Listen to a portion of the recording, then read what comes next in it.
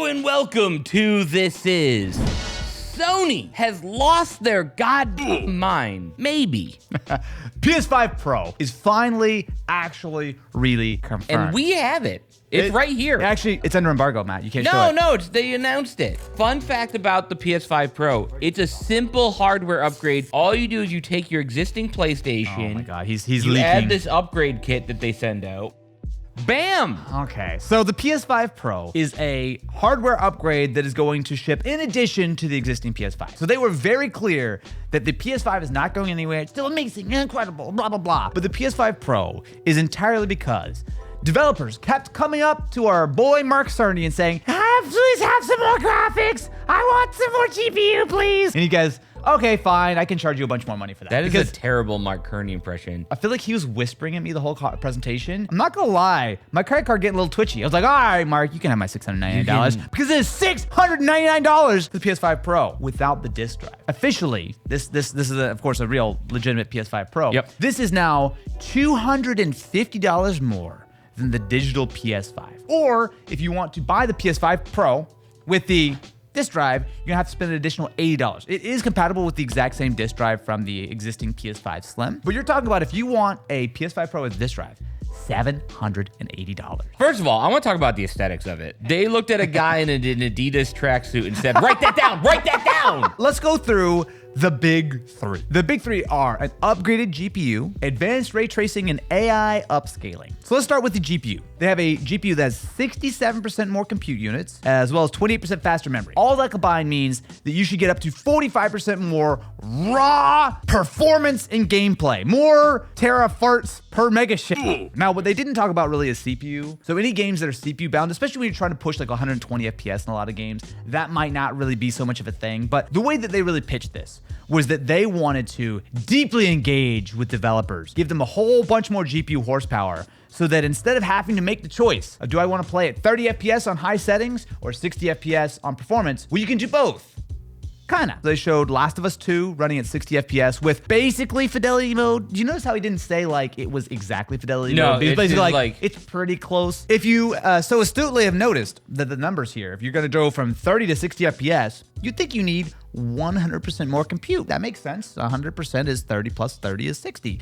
Well, this only has 45%. So to make up the extra gap, they have introduced PlayStation Spectral Super Resolution, which is essentially DLSS, but for PlayStation. Yeah. If you remember back when the PS4 Pro came out, it really introduced checkerboard rendering to help upscale things. That was a good technique for the time. That was what? 8 years ago or something? Nowadays, AI is all the rage. So with DLSS, aka PSSR, what you're getting is AI upscaling per frame. Say the PS5 Pro is running Last of Us at, say, like 1440p at 60 FPS. What is going to be using that PSSR to upscale that 1440p image to theoretically a very sharp 4K. Now, obviously, I'm making up numbers there, but that's probably in the realm of what you're looking at. And based on how well things such as DLSS, Intel's XeSS work, I'm assuming that this will be pretty good, right? Like, this should be able to get you a substantial bump in image quality for free.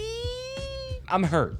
Like I've been burned before. Wait, hang on. I hear the ponies coming. What's the problem, Matt? You looked at like, when the PS5 came out, they did not have a free upgrade from a PS4 version to a PS5 version. And I know you're gonna say that was cross-platform. No, they specifically call it out in the PlayStation blog. They say several games will be patched with free software updates for gamers to take advantage of PS5 Pro features. The games will be identified with a specific PS5 Pro enhanced label. Gran Turismo 7, Demon's Souls, Spider-Man 2, a lot of the first-party games, but also some third-party titles. We did the big one, the big two, but Mark, he gave us the big three. And the big three is ray tracing. They have made more powerful ray tracing that can allow rays to be cast at double and sometimes triple the speed of PS5. The existing PS5 is pretty weak when it comes to ray tracing, right? This is like the sort of the very first generation compared to something like an NVIDIA GPU of today. They specifically called out Gran Turismo 7. You're now going to have ray tracing at the full 60 FPS in gameplay. Hogwarts Legacy will have better ray tracing for lighting as well as for reflections. This is going to be a nice upgrade, but I will say that when you put all these big three together, I still think that you're still going to have the modes, right? Theoretically, the reason you get a PS5 Pro is that you want to be able to play max settings at 60 FPS. And that's probably going to be a thing. But As far as I know, there's nothing stopping developers from still shipping you a 30 FPS mode with even more bells and whistles, or technically it supports 8K. They do mention that the PS5 Pro can game at 8K. So does the PS5, and then they end up having to take that off the box because nothing was going there. So we heard about your specs. Yeah. The question everyone's gonna have is, should I get the PS5 Pro? I'm really torn on this. It's really expensive. This is shattering what is the existing console space. It shatters through this notion of, you want to get into gaming for cheap, you get a console. You want some higher end stuff, you get a PC. Theoretically, this PS5 Pro has a GPU that's somewhat equivalent to an RX 7700 XT, which is about $400, right? But by the time you add the CPU and everything else like that, you're gonna struggle to build a PC that is more powerful than the PS5 Pro for the same kind of money. You know who should feel really good? Everyone who bought a PS5 digital edition for $399. Because not only is the existing PS5 Slim $450 to $500 in the US, it's more in a lot of other countries. Japan has seen 2 increases of the PS5. That's why I brought up like I don't know if they're gonna give you a free upgrade, because like they've been kind of nickel and diming you a lot lately. We've talked about this every time they've released any of the hardware, even with the digital edition, if you want to add like the disk drive and stuff like that. Can I give you some global pricing to make you feel real bad? $699 in the US, £699 in the UK, €799 euros, and 120,000 yen. And again, that is for the base PS5 Pro without a disc, but you still have to pay an extra $80 for the disc drive to attach if you really care about that. Based on the comments section, every user of a PlayStation has an extensive collection, so you're gonna need the disc drive. Speaking of the disc drive though, there are some reasons why you may want the disc drive on the PS5 Pro. Yeah. So you have some upscaling and some additional performance options for older games. Starting with, you have the PS5 Pro Game Boost. This can apply to up to 8,500 backwards compatible games for both PS4 and PS5. By default, if you play a PS4 or PS5 game, I'm sure that the PS5 Pro is gonna go into like, compatibility mode, right? Yep. But if you turn on the Game Boost, it will unlock extra headroom. Which is similar to what Xbox had done with their stuff with the Xbox 360 games. Exactly. What I would have loved if they had said on this, and who knows, this might be something they can unlock in the future. One of the main complaints with the PlayStation was the lack of backwards compatibility for something like PS3 games or PS2 games. I would have loved them to be like, hey, you know what? We can use some of this raw horsepower here to go back and software emulate some PS3 games. I mean, I don't know if that's possible, but like, well, here's the thing: it's got more GPU. They didn't talk about the CPU once. Right, exactly. I wouldn't be surprised it's the same CPU, and that's probably more of a bottleneck for PS3 because that cell was massively complicated. There is one additional feature though, if you're gonna play some older games. There is enhanced image quality for PS4. For certain PS4 games, if you're running them on the PS5 Pro, you can enhance the resolution. Whether that's upscaling, whether that's forcing them to run like 4K or something, we'll have to wait and see. But there are some nice advantages that they didn't really talk about during the presentation, that if you do have this PS5 Pro, it will help you push farther. But can we be real for a second? Or you know why people are gonna buy this? GTA 6. This is going to be the best platform to play GTA 6 on because PC support is not coming anytime soon. Roughly 18 months after console is the rumor. Yeah, and then you look at the PS5 Pro, it is head and shoulders more powerful than the Series X, than the PS5, than the Series S. It is going to be the best place to play GTA 6, and that is going to be a system seller. I actually think that that is really what is going to push this over the limit. Here's my issue with all of this, and then I want to get into a much bigger philosophical question. $250 is a lot of money to pay for stuff that you probably can't even see on your tiny little TV. Dude, if you're playing on like a 27-inch TV, 32, your 18-inch RCA TV that you guys got when you test drove a car. Wait, we should plug the PS5 Pro into a CRT. That'll show the real ray tracing performance. How many people are playing on like a 60 FPS TV? I want to get 120 FPS. Well, your TV can't handle it. It's not just spending a lot of money to get this console. It's also the TV, like the TV or monitor that can support these things. It was kind of the argument with a lot of the stuff with the performance mode. You're not going to notice 4K anyway. Everyone can notice the difference between 30 and 60 right. FPS. So I would say the vast majority of people being just on performance mode already, probably as good as your eye is gonna really see. Actually, now that you mentioned that, they had a really interesting point. So he specifically said that gamers pick performance over fidelity mode 2/3 of the time. Right. That's a really high percentage. I didn't because realize it was that really high. good already. Yeah. We see this with like audio files. the difference between like a $10 pair of headphones and even like a $50 pair of headphones could be night and day. But then when you go from like a $50 pair of headphones to like a $300 pair of headphones, pretty big jump, but not night and day. And then you go from 300 to 3,000 and it's minuscule, which obviously is the same argument for a PC. Like you might be able to build a PC for a similar price, but then there's still the keyboard, there's still the mouse. And you just can't build it. It's still, like a $700 PC will not be able to compete with So PS5. like, that's why like, again, these kind of like lines are getting a little bit more blurred. We saw this with the generation gap of like, hey, you might want to get a PS5 or an Xbox, but most TVs don't have HDMI 2.1. Yeah. So you're not getting the most out of this performance anyway. I just think it comes down to this, right? If you look at the PS4 to PS4 Pro jump, that was a substantially better console that could go from 1080 to 4K, and it was only $100 more, right? It was $300 for the base PS4, $400 for the PS4 Pro. But I think a lot of people rightfully spent the extra $100 to get a substantially more powerful console. We're not talking about a $100 difference. We're talking about a $250 jump for what I would say is an equal, if maybe not quite as big of a jump. I think it's a harder sell. I really think this is a luxury console. Here's my bigger philosophical question with this whole thing. You brought up GTA 6 and stuff like that. Are we not going to have the same conversation in a few years that we had about the Series X and the Series S? And it's going to be, is the PS5 holding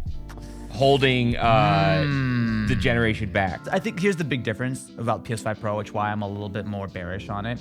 The PS5 Pro is so expensive. It is never going to be a major seller. There's never going to be a time, even at the height of GTA 6 mania, that the PS5 Pro is going to outsell the PS5. There's no way that the PS5 Pro is a substantial enough but by portion that to push same everything else argument, out. the Series S vastly outsold the Series X. But still less than PS5, right? Right. So my thought is, for games for the rest of this generation, they're going to still be targeting PS5/Xbox Series X. Like that's the base version. They're going to turn the graphics settings down for Series S and even more for the Steam Deck, and they're going to turn the graphics settings up for the PS5 Pro. That makes sense. That's a reasonable amount of configuration. Because then I have the exact opposite. Do you think developers are going to push this up if it's such a small piece of the pie? Look at like what most games are in the industry right now. They're games that can run on a potato. Most games that are coming out are multiplayer games that can run on anything. The Fortnites of the world are not going to benefit from a PS5 Pro as much as The Last of Us is. Right. No, that's fair. So That's like, fair. Yeah, I agree with that. There's going to be more Fortnites in the future. I mean, Concord, if that had succeeded. Rest in peace. Yeah. Do you think developers are going to spend the time pushing those graphics? They will. Probably because I'm going to assume that Sony's going to put a date on it of January 1st of 2025. If you launch a game on PS5, you got to have a PS5 Pro mode. I don't know that for a fact. We'll obviously find out in the coming weeks. And they're going to basically say like, hey, you got to like give me like an unlock setting. You're going to need to give something to the PS5 Pro because Sony want to sell these $700 consoles. But it's the same argument of there's not enough people with this console. Yeah. Why are we spending the money and time with it? I'm worried about like if you buy it, you're not going to get your money's worth out of it. If this thing was $600, I think it would be a pretty no-brainer style decision. You're talking about $100, maybe $150 more than the regular PS5. You're gonna get double the storage on the SSD. You're gonna get Wi-Fi 7. You're gonna get better backwards compatibility with your existing games. At $700 and without a disk drive, it's still going to be, I think, reasonably successful for a small section. If you've got disposable income, if you're a console gamer, if you really want the absolute best way to play a lot of these games, then the PS5 Pro is clearly your option. There's no Xbox answer for this. No, coming, this is right? this is the clearly the most powerful console there has ever been. Yep.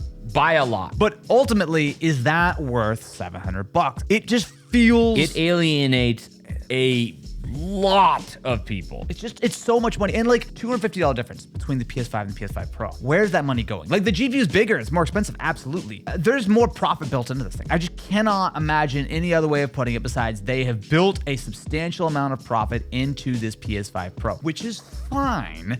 But Sony feel like they have been very aggressive at pricing this generation. And you know what?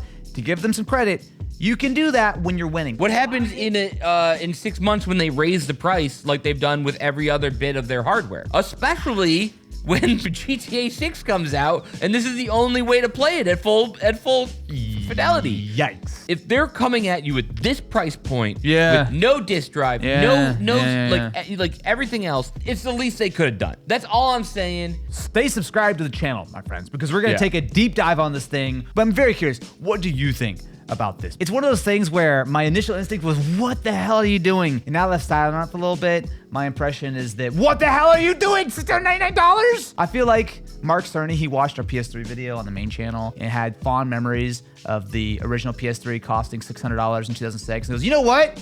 I miss the good old days where we could charge you $1,000 for a console, adjusted for inflation. Like, follow, subscribe, and we'll catch you in the next one. I'm going to go cry in my wallet that's empty. What is the going price of a kidney?